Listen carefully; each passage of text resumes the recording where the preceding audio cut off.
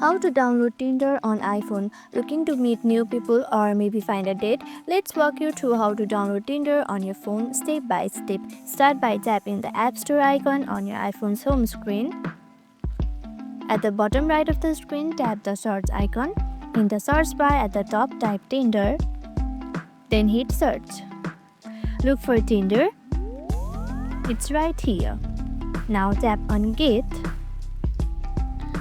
You may need to enter your Face ID. To confirm, enter it. The app will begin downloading once you enter your Face ID.